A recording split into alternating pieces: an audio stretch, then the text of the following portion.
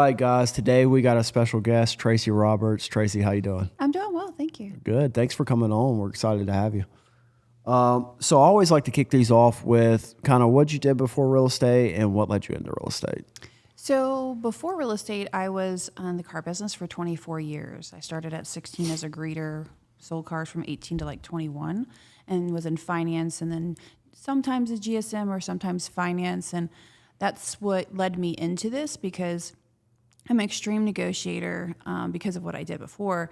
And the only problem was I was working 60 to 80 hours a week.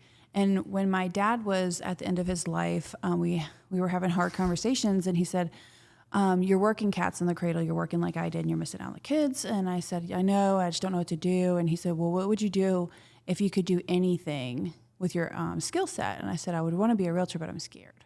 And he said, I've never heard you use the words, I'm scared, ever. And he said, I need you to go do that. And so I got into real estate at 18 because my father passed at 18, and I made him a promise. That's awesome. I love that he was trying to push you towards the uncomfortable. And so I won't work 60, 80 hours anymore because of that promise. So how do you think the Greenville real estate market compares to other cities in the Southeast right now? I think because we have so much growth in our industry. What I mean by business, I mean our governor's amazing, our mayor's amazing for helping the growth here. I think while I know that we're part of the region, we don't feel it as bad, as well as our price point being so much lower than other areas. If you have to think, Charlotte's price point's higher, Atlanta's higher, even Charleston is higher. So people are moving here. I noticed that on my YouTube channel for relocation, that there's a lot of people. It used to be only outside of our state moving here. I'm getting so many that are in our state moving here, watching it and coming. Where are you seeing most people relocate from right now? I would say Charlotte is a big one. Fort Mill and Charlotte are relocating. I've had a lot of that, as well as, oddly enough, Washington and Alaska. You said Washington State and Alaska states. Oh, yeah. Washington State is the number one influx for the area, which is crazy to think, but Alaska is even crazier to think. Mm-hmm. That's pretty cool. You moved one of them. Did we? Yeah. That's awesome. The other one's coming. You're doing that too. What are some red flags buyers should watch out for when touring homes?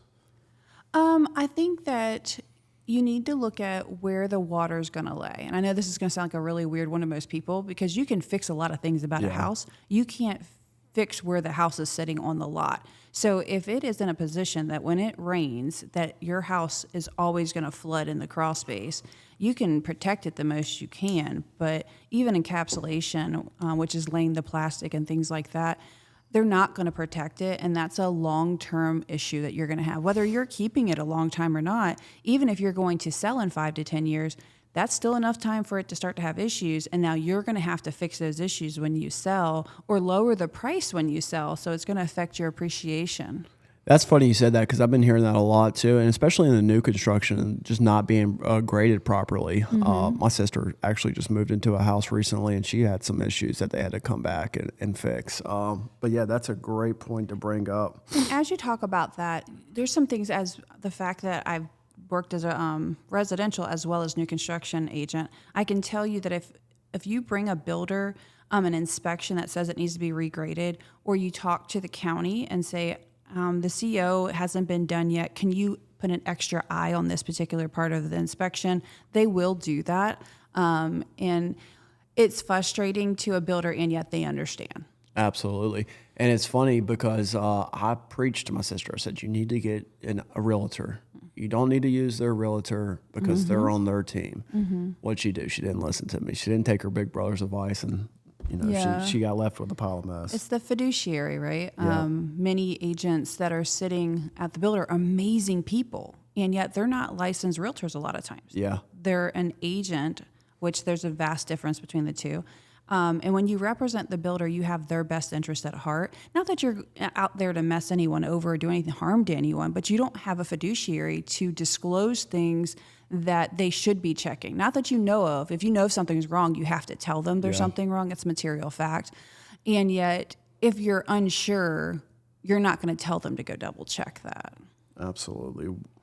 So like what type of, what's your customer base look like? Like what do you prefer to work with? Are you a wide range? Do you really work with anybody? We don't work with anyone, and yet we do have a wide range. And what I mean by that is, it's my husband and I are the ones who have our team, and then showing partners help us at times when there's overflow or our clients can't get in at the same time. So if you know my husband and I are very different personalities. I'm a very direct, organized, analytical person. He's a big cuddly teddy bear that is the Papa Bear, get behind me. And that helps a lot of our clients. Like there's certain clients that absolutely adore me. They don't dislike Mike, and yet they gravitate to me, and vice versa. So it helps us on a different level to help multiple people. And we've had different walks of life. Like Mike's from a different lifestyle than I am. So when you use your life experience to be able to help someone at a higher level, they're going to gravitate towards you. It's not that we really gravitate to any certain person. Yeah. They're gravitating towards us. And my YouTube helps with that. Absolutely. What kind of got you into that YouTube? I heard someone say, Maria out of New England at a KW event, that if you repeat yourself more than once, you should video that. And then I was like, well, how can I help people that are asking me about our area know more about why I love our area? And the thing is that maybe I don't love about our area. And I was like, okay, so I can keep saying it. I can keep saying it on the phone, or I can make a video about it and then put it out there. And that's continually working. And at first, it honestly wasn't about getting clients that hadn't already talked to us and get new clients. It was more about when we got a relocation client that was from maybe a referral or something like that. Here's some information. And then it's just said, okay, well, hey, it's a lead source. Let's just grow with that too. So we started it in January of last year. The first video dropped in the 22nd of January. And due to Helene, I hadn't done any after that. But we had 18 clients close last year from our YouTube channel. And when I look at it, it's not just the 18 that came, it's how much better I could serve the ones that were already going to reach out to us. Just because you aren't moving here from Alaska, and you're moving, say, from Spartanburg to Greenville or Spartanburg to Anderson, it doesn't mean you don't have those same questions. And so I want to make sure that I am that person that gives them that information. And when you're talking to someone, you sometimes get caught up in what you're intending to explain.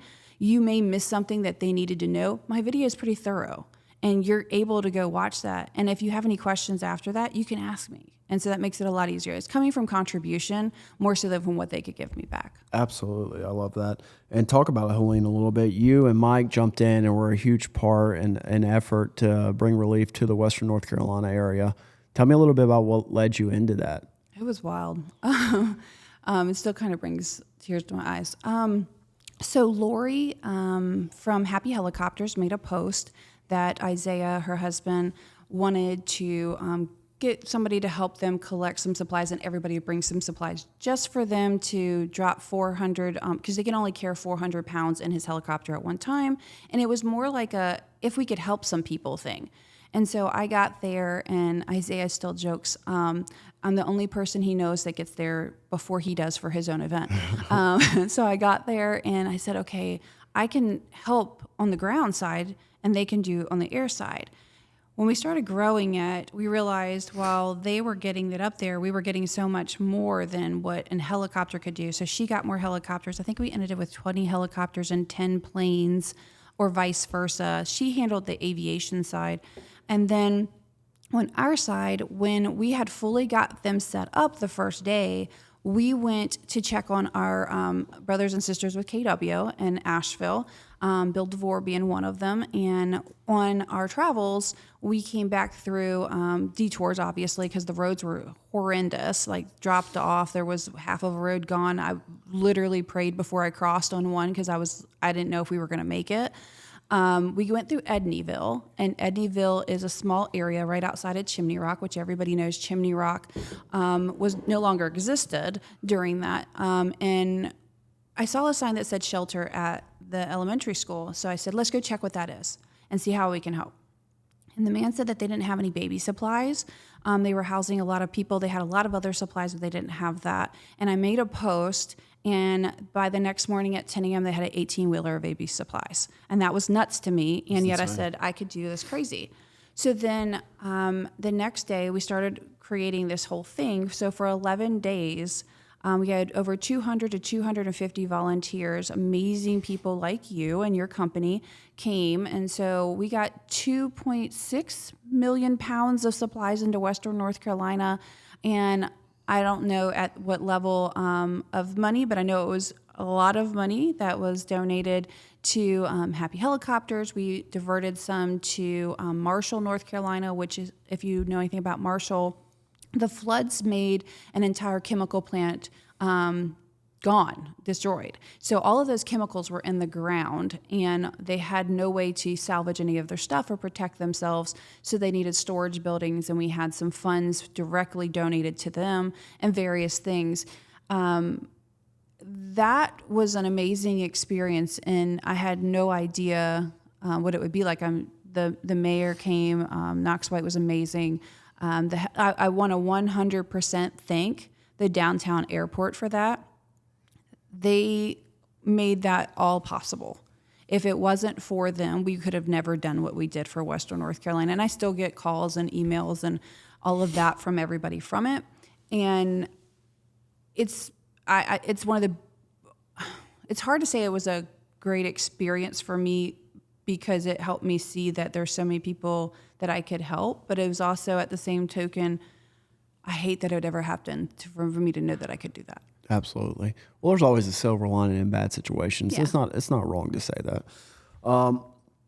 Jumping back into the real estate, so when somebody's going to sell their house, what are a few things they can do to ensure they get top dollar and that it can sell as fast as possible? So I think that everybody wants to jump in, they can repair this or they can do that, or whatever their shtick is. Mm-hmm. My first one is to look at what the comps are of what's sold, because that's what their competition from previous and future is, and I'll explain that a little bit.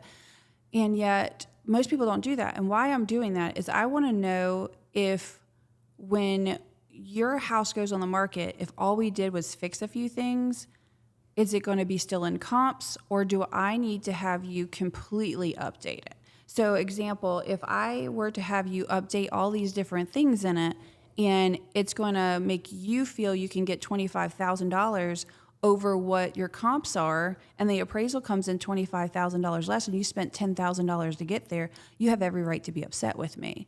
So I'm wanting to make sure that I go in and a buyer's mindset. That's the first thing I'm doing when I'm walking through your home. I'm looking at it as if I was a buyer. I'm also looking at comparable properties that they would be looking at. Who's your competition? And in your competition, what is the one or two things we can do to one up your competition, staying inside your budget, and you're going to get the money back on the return? That's all I care about. That's awesome. So do you have like a process? Say somebody is relocating from out of state, and they reach out to you or Mike. Walk me through like what the next steps would look like for them. So if they're moving from another state, the first thing we're going to figure out is, have they seen the channel? Because we need to make sure that they know what area. Where is the biggest thing? We need to know what lifestyle that you live. You need to go through. We're going to connect you to niche.com and greatschools.com so you can find what's important to you. I'm also going to connect you to Greenville Mommy's Facebook page, because I can't tell you what schools are best for your children. I'm legally not allowed to as a realtor. And yet I know there's places that can give you that information for you to make the best decision for you and your children. So that's important. If you don't have children, then we make sure that you know what type of things do you like to do. So example, Del Webb is a new 55 plus community coming. I'm excited about that. I'm excited. I'm super excited. And why I'm so excited, if you don't know anything about the 55 plus community, there's not very many here. And Pulte used to be in our community probably in 08, 09 is when they pulled out, when a lot of them did. And they're coming back. And this is going to be so much a lifestyle of low expenses for them. So again, I'm going to find out what their niche is and what they need for their lifestyle. give them the information. We're going to make sure that they know the different things about the contract. We don't wait till we're writing a contract to educate them on the contract. If they're moving from another state, their contract looks vastly different than ours. Them selling their property there looks vastly different than our buying process. We need to make sure that if they're an attorney state or a title state, we don't want them to not know. Obviously, it's our job to be educated on it, but we don't want them to feel like, oh, well, whatever you say. This is their livelihood. They need to, and we'll ask them right up front, at what level do you want to have all the information? Do you want me to go micro because I am analytical? Or do you want me to give you the overview, and then when you have a specific question, me go micro? And that helps them a lot too. That's awesome. Are there any upcoming city projects or developments that's got you excited for the real estate market? I think Del Webb would definitely be one of them. I think downtown still being grown is exciting. The resort coming basically in TR, that's going to be amazing. There's a lot of controversy over that right now. And so here's my personality. We can all feel our different ways, but at the end of the day, if something's going to happen, I'm only going to get upset over the things I could change, and I'm not going to get upset over the things I can't. I love it. I think, I mean, I saw the design. It looked beautiful. I'm thinking client events. I'm thinking of bonuses for people that have done stuff on our team. I'm thinking making it when our clients come in, they want to know where to stay for a couple days to know our city before they buy. I'm thinking of how we can make this an amazing experience. Absolutely. I'm thinking about the spa. Mike and you both. Yeah. Awesome. So if people are looking to reach out to you or Mike, how do they find you?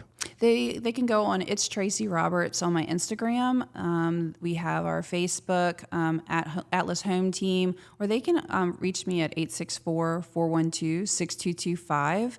I have the YouTube channel. It's Living in INGVL. All together? There's 3 words. Okay. Living in GVL. Okay. And that's how they can find my channel. Awesome. Anything else you want to add? No, I do want to say thank you for the opportunity to have the conversation and all that you guys do for our team, our clients, the community. Your company has lived to an amazing standard that you've held from the very beginning, and I wanted to thank you for that. Awesome. Thank you so much. Mm-hmm. We appreciate you as well. Mm-hmm. Awesome.